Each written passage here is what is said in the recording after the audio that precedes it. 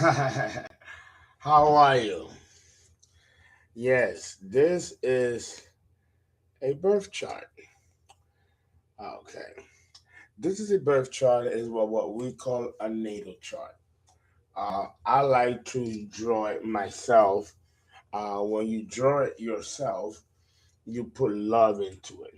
You put energy into it. It actually becomes a mandala, actually. So let's jump right in. Mr. Rojas wanted a solo arc, solo direction chart of his birthday. A solar arc is a projection of where the sun will be in 1 year from now, in 5 years from now, 10 years, 20 years from now. You can pretty much predict events 10 years from now, 5 years from now, or what have you, just by moving the planets and the angles 1 degree. 1 degree, because there isn't a formula for this. There is an equation for this. So 1 degree, as you can see, the little degrees here, these little specks, right? Those are uh 1 degree, and of course you have from one to 30, from 1 to 30, right? And then here you got another 30. So each house has 30 degrees. Okay, this is a clock. This is a dial. Okay, you can see just like the watch. Our watch is designed the same way, right? It's no different than a watch. You can look at my watch, and you can see an outer wheel, right? And then you have the inner wheel. Well, here you have the outer wheel, and here you have the inner wheel. Okay, so the birth chart itself, like a watch, is a timekeeper. And with it, not only can you know your birth information, but you can also use that information to see how things will develop in the future. So the birth chart is a timekeeper, number one. Number two, it is a blueprint of genetic information concerning the ego, the soul, the personality, right? The stuff that people pay for.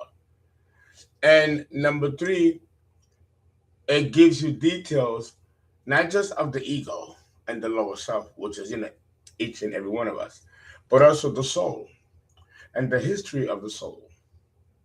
So the history of the soul is located in this birth chart, all the way to the origins of mankind, well, non-universe. And of course, it also details the different lifetimes that we've had with different egos. And then it actually details the life that went on in these lifetimes and how uh, they all just don't disappear in the ethers when we are reborn and reincarnated. We bring bits and pieces of this information with us, accumulated. Right? You have 12 houses. These 12 houses define a particular area of life, of experience. Okay, so it's environmental. That's one aspect of it that is truth. But there's another aspect, and that aspect has to do with the psychological instincts that happens to us. It's like watching a soap opera. They're exciting, and in that 1 hour, you're plugged into the stories.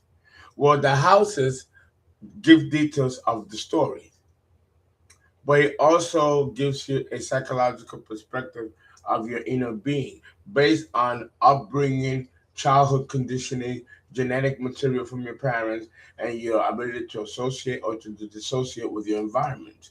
All these factors have to be put into consideration in order to see the holistic whole of a person. Now, that's just mundane astrology. We can also look at astrology or the birth chart spiritually. And when we move from the mundane to the looking and interpreting the birth chart from a spiritual standpoint, then we move to what we call the esoteric. So you have the mundane astrology, and then you have the esoteric astrology, and then you have the mythic astrology. So you have three different schools when it comes to astrology, and the birth chart can be interpreted by one or three of these schools of thought. We can be in the modern era, which is we are today. And we have different calculations of the houses and the interpolations because we now know more of the planets and more of the constellations and stars than we did back in the Ptolemy's time, which defined the classical period. In the classical period, the planets did not exist. Only the constellations was important. So it was about really constellational astrology. It wasn't this type of astrology with the planets. We didn't know they were there, for the exception of Saturn and the Moon, which it was used for agricultural predictions, not for anything personal of a horoscope. That was like non-existent. People didn't know how to read and write, let alone read a birth chart. So the birth chart, and it did exist even then, but of course it was for the wealthy, for the educated, the nobility, the elite, and that holds true to a certain degree to this day. Okay, you could have astrologers that can interpret charts of young girls, young boys, teenagers, or you could have an astrologer that can interpret the birth chart of kings and monarchs. Okay, nothing is new under the sun. Now, in order to calculate a solar arc directed chart, we need to have a full understanding of the natal chart. None of these charts are moving the planets forward to predict the future depending on your age and time and location. And that includes relocation charts. None of it means anything if it is not connected or correlated back to the birth chart. Okay. So when somebody buys a birth chart, you know, this is the process that I go through when I begin to interpret the birth chart. Because there's a lot here. And it's not nearly as much if I were to put the asteroids, the hypothetical planet, and all the aspects and personal points and mathematical points, you know, like the Eastern point, the part of fortune, blah, blah, blah. So I made it simple because um, this is a challenge for many astrologers. Okay? Many astrologers don't know where to begin when it comes to interpreting a chart because it is complex. Hold on. Yes, hello? Hey Fernando, it's Stacy. You spoke with my friend earlier. Yeah, I'm live. Can I call you after the live stream? Oh, I'm sorry. Yes, of course. I'm sorry. Yes. So understand that a birth chart can be interpreted from many angles. Some people would like to begin with the ascendant as the starting point.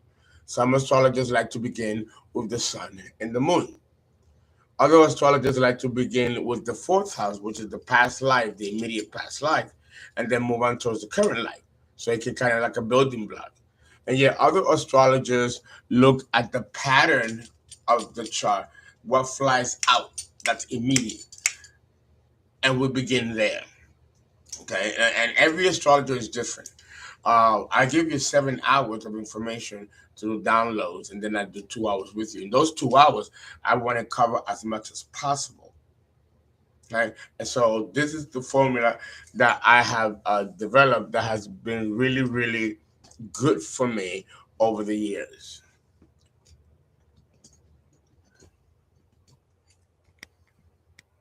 You see this box here?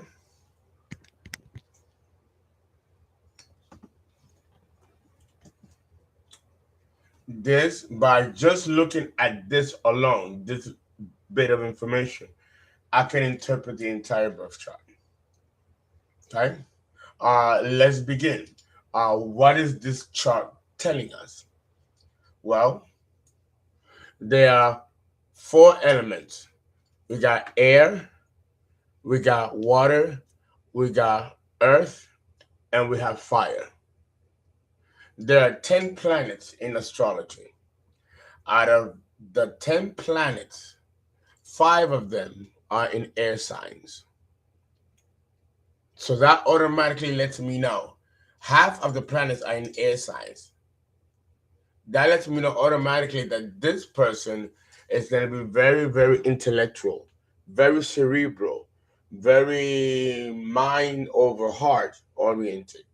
Might be a debater, might be an intellectualist, might be someone that likes reading. There might be books. He might have a library of books in his house, her house.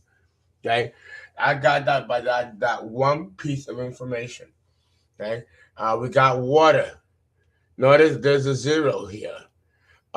This is rare. Usually, everybody got a little bit of air, a little bit of water, a little bit of earth, a little bit of fire. But there are certain charts that are rare, and you have no element out of the four. One is missing.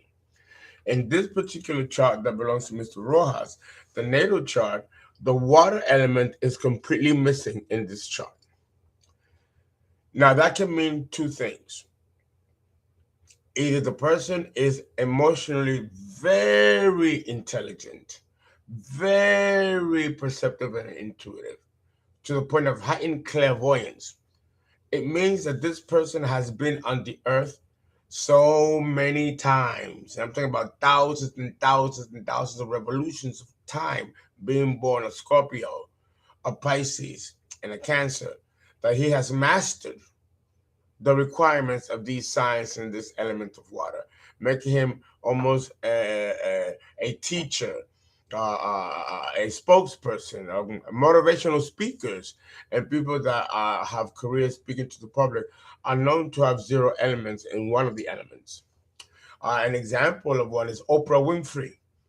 Oprah Winfrey has no earth on her chart, yet she's one of the most wealthiest women on the planet. How could you have not one single planet in an earth sign and you have all this money? And she's not the only one.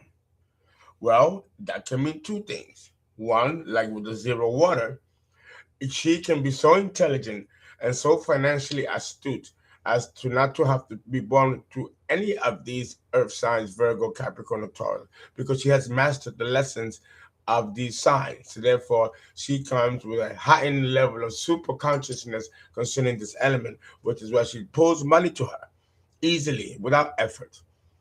Now, the other possibility is the opposite. You have you can't balance a checkbook. You can't keep a job. You're always getting fired. There's always earthquakes or natural disasters around you.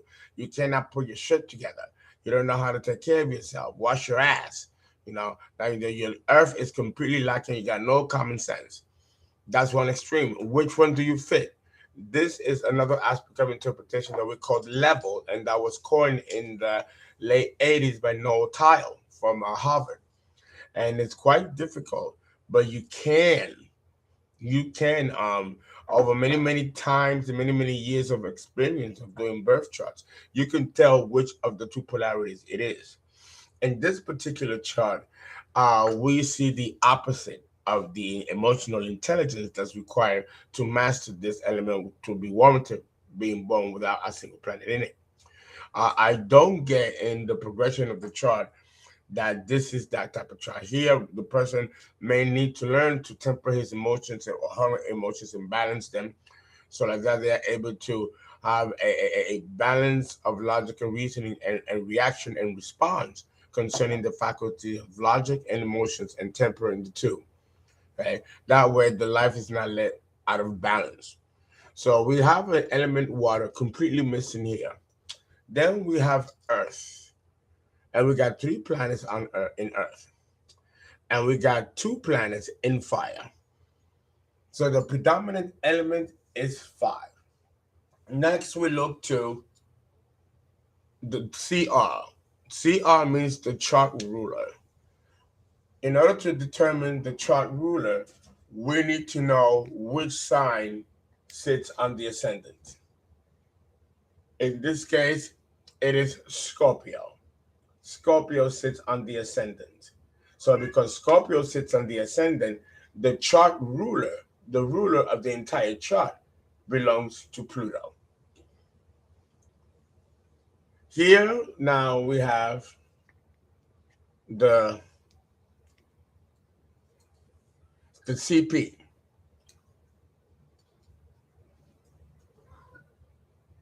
CP, which means the chart pattern. What is the pattern of the chart? We got 7 patterns in astrology: the splash, the splay, the locomotive, the seesaw, the bucket, the fan pattern, and the bowl pattern. Those are the 7 patterns of astrology. And these patterns explain to us or gives us a clue concerning the psychology of the person. You look at it right off. So here, the chart pattern is painted in green. You see? It's green. So what does that mean? That means that from here on the top, we got Mars. From Mars, we go all the way down, right? All the way down. You see this planet being occupied. See, all this have planets occupied. The entire eastern part of the wheel is occupied by planets. And yet, the other side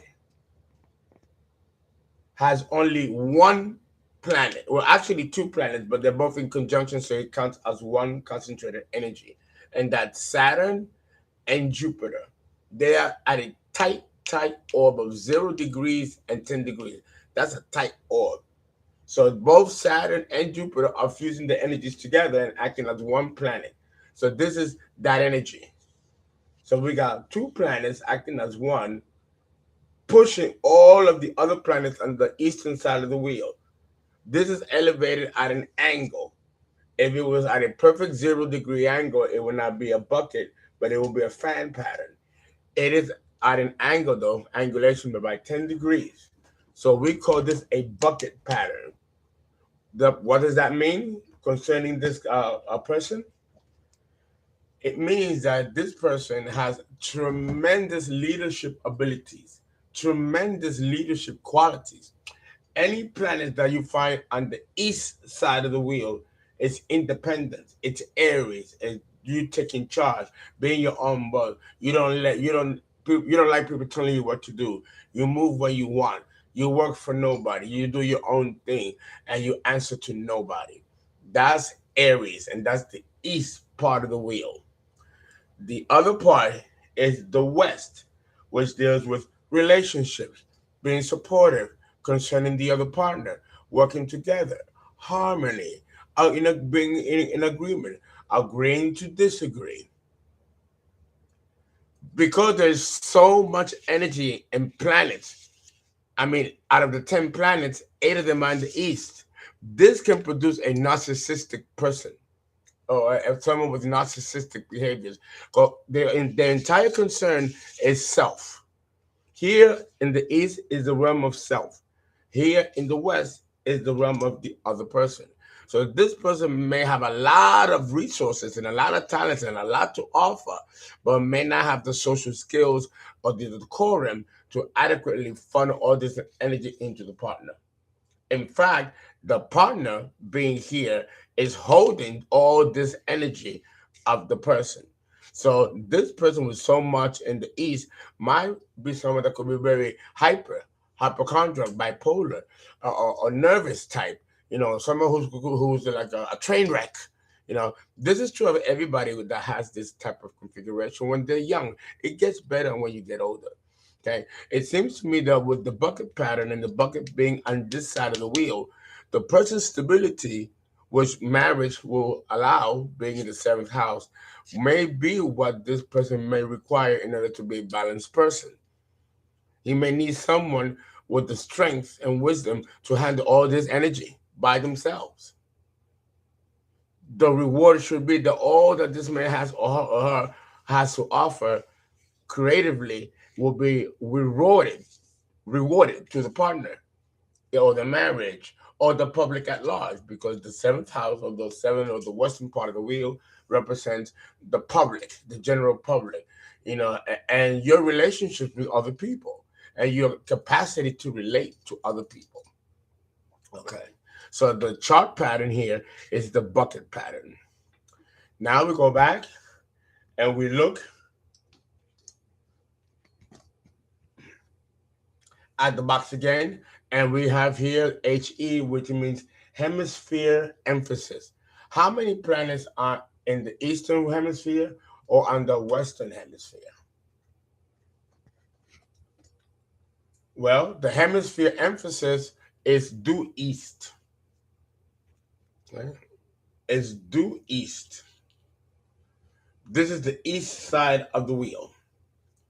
Okay, so the hemisphere emphasis is east. We know that this person is going to be extremely independent, autocratic, self created, self made.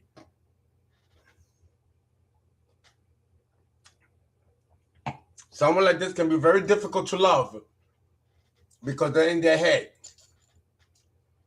And whatever they want is what they want, what they do, pop, pop, pop, pop, pop. And nobody can tell them nothing.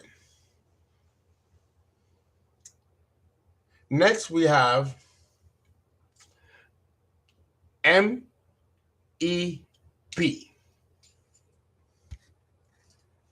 MEP, the most elevated planet. The most elevated planet in this chart is Mars. Mars sits exactly at the MC. It's off by 1 minute, 59 minutes, and 3 seconds of arc. It is a very, very, very, very, very tight conjunction. To have Mars as the most elevated planet in the entire birth chart is again problematic because the east side of the wheel we told you belongs to Aries. So now the planet of Aries and the first house is ruling the entire chart. Now the chart ruler is Pluto, but Pluto is the higher octave of Mars, the ruler of Scorpio, and we have Scorpio on the classical co-ruler of Scorpio used to be Mars before Pluto was discovered. Now we got Scorpio on the ascendant, we got Pluto in Scorpio on the ascendant, and we got Mars in the 10th house ruling the entire chart. That's a lot of alpha energy, a lot of narcissistic energy, a lot of self-inflated ego. It's a lot here. You feel the intensity of such a person. Chiron, the North Node in conjunct Pluto with the moon. There's a lot here. There's a lot here. Certainly, it opposes Jupiter and Saturn. It opposes the bucket. Okay? So this tells me that this person may deal with very powerful philosophical views, religious views, dogmatic views. He may go with society only to go against society and go back and forth. There may be violent thoughts of monarch and overthrow and takeover. And I need to understand why the world works the way it does and find a philosophy that can justify the type of world that we are living in today. These are different, shifting, changing philosophies which Jupiter rules, opposing its own sign, Sagittarius. Jupiter is in Gemini, which is in its detriment, opposing Sagittarius, where we find this grouping, even though it's in Scorpio, it is here by degree in Sagittarius as well. Now, at 22 years old, the president has these planets by solar arc direction already in this sign. So maybe when he was 10 years old or 9 years old or her, they weren't as intense. But now that they're 22 years old, these planets have progressed onto the ascendant in more powerful degrees, making these people more intense than what they were. Maybe life hits them and they begin to experience life in a harsher reality, which Mars on the midheaven will surely bring you a life of crime, criminality, violence, truancy, which begins, young when you're in school. So it's not always a blessing to have Mars so elevated. And in Leo, the narcissist, here, that's another signature here. So there's a lot of intense energies here. Then we look here towards the next acronym, which is MAP, the most aspected planet. The most aspected planet in this birth chart is Jupiter. As you can see, Jupiter leads the bucket along with Saturn, and it aspects the entire half of the wheel.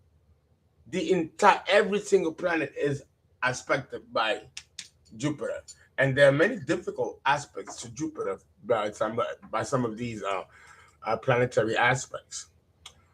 There are no mutual receptions.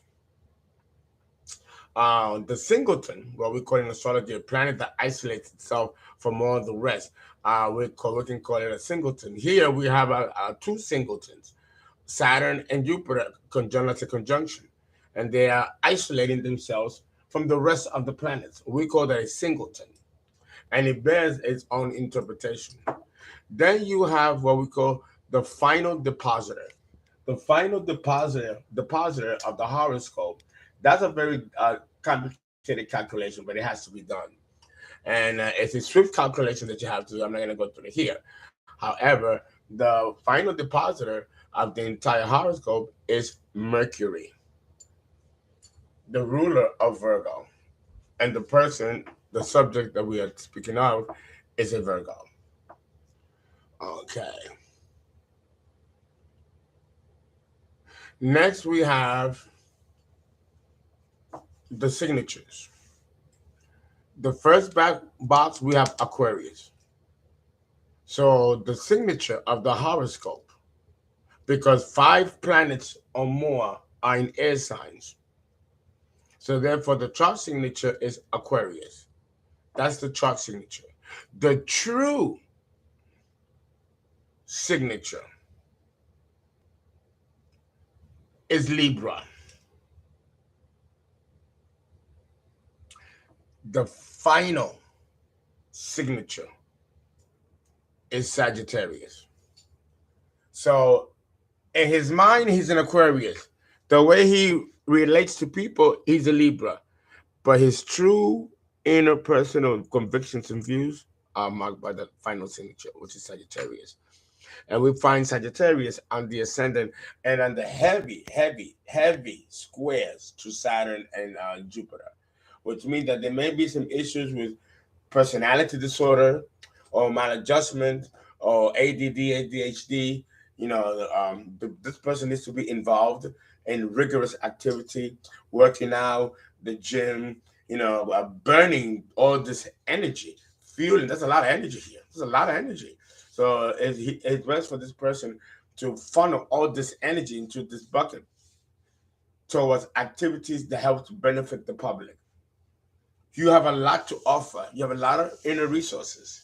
Now we can use those resources as to give back to the community and to society at large, which is represented by the western side of the wheel. Okay, so the person wanted a solar arc chart. Well, first of all, we do that by looking at the degrees specifically and then moving each degree 1 degree forward according to the age of the person. For example, the subject asked for a solar arc for August and September. So I did both August and September. Now to move the the planets in their natal positions towards the solar arc that he's looking for, I have to move the entire angle of the midheaven and the ascendant and the planets, every single one of them, 22 degrees with an average of 1 to 3 minutes of arc. When I move them, it will move. Some of them will move to different houses. Some of them will make new aspects than the natal aspects, but the natal aspects are the chart are the aspects that are going to count, because any of these planetary movements create new aspects related to the natal chart. It will be important.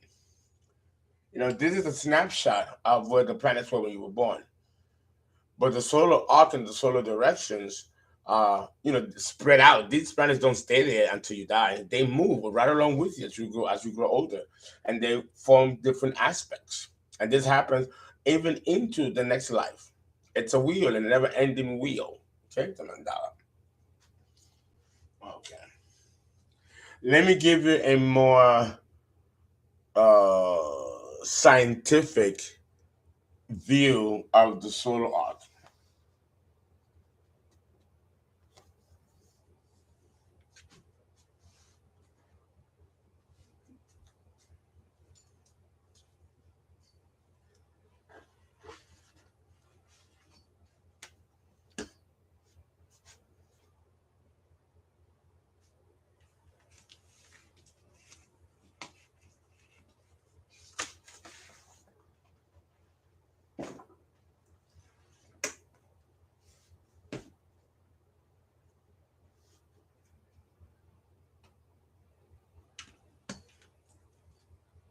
Okay. Here is the same birth chart, but now I'm bringing the science into it. As you can see, this is the Earth. And of course, this is where we stand. This is where all the islands are and the continents are. This right here is the absolute longitude, right? Here are the numbers 60, 70, 80, 90, 100, 110, 120, 140, 160, all the way towards the edge, right? Right? This is absolute latitude, I'm sorry, the latitude, right? It cuts across. And then of course, this defines the equator. That's the equator of the Earth, right? And then we have the absolute longitude, the prime vertical or the prime meridian, okay? Where here, if you notice, this equator intersects with the prime vertical, which intersects with the ecliptic. We call this the eastern point or the point of horizon because it is here, okay? See, that's the ecliptic. You have the equator, you have the prime vertical. Those are the three great circles of astrology, and it's used in astronomy as well. Okay, the arrow is pointing towards where these three great circles meet, and where they meet begins the ascendant. It is here where also we call the horizon. The horizon is Greek, meaning the sun, or Helios, which is also means the sun. Okay? So here, the sun rises in the east. It culminates to 12 noon, and then it sets at 7 degrees at 7 p.m. 6:59 p.m., which is Libra, the seventh house, and then it goes below the Earth at midnight, which is Cancer, the fourth. Now, understand that this model, which defines the classical period, this model was used because the church made us believe that the earth is the center of the universe. So therefore the sun moves around the earth.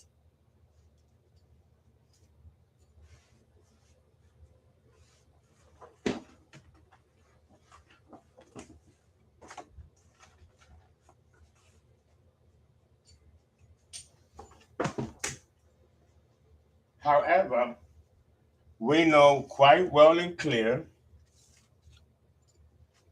that the sun is the center of the universe. And these are the planets, which Earth happens to be a part of them, rotate around the sun.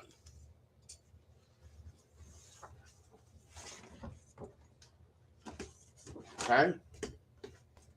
But in the days of Ptolemy and in the classical period of the known world, we did not know this. We did not have this knowledge. We thought that the earth was the center of the universe. and that the sun travels around the earth. Why is this important for me to tell you? Because the calculations that we use to calculate the solar arcs and the solar directions are still based on the classical periods in mathematics and the position of the earth being the center of the solar system. We have moved away from Ptolemy, and we now have the appropriate knowledge and mathematics to calculate the true arcs of the sun, which is sidereal time. That we know today. We didn't know that at that time. All we knew was tropical. Now we understand that sidereal and tropical bear different calculations. It doesn't make them less wrong or less right, but when it comes to calculating movements of the planets through solar arcs and directions and secondary progressions, it's best to use the sidereal and not the Ptolemaic system. However, strangely enough, I use it and the mathematics works out. Then again, I was an astrologer even then and understood this just by having done this for a long time. Now, why is this important? The solar arc, you have the ecliptic of the sun, but the solar arc is not the same band as the ecliptic because the sun has a particular inclination or declination or what we call planetary ingress, right? It has a wobble and it's tilted and it's in a perfect circle, it's biconcave. All those calculations are important because then it gives you the actual equation of how these planets actually move. And by knowing this, we can predict where they will be next week, next month, next year. So, in calculating the solar arc for Mr. Rojas, didn't really bear that much movement or importance. The chart by aspects is still very much asleep. To see the major aspects where it will actually be relevant and important information, I do see major changes occurring when I move all the angles and planets to 29 degrees. Sound familiar? Saturn return. So if I move the chart 29 degrees, I'm going to run into the Saturn return aspect as a prelude. Now we see something happening. But right now, moving it at 22 degrees to August renders the birth chart relatively quiet. The focus should be on studying and accumulating and assimilating information and experiences with Scorpio and Sagittarius on the ascendant with the moon here conjunct Chiron in the North Node. It's best to just now be an observer. Don't worry, there'll be plenty of time for life to really take hold. I hope you enjoyed your solar arc.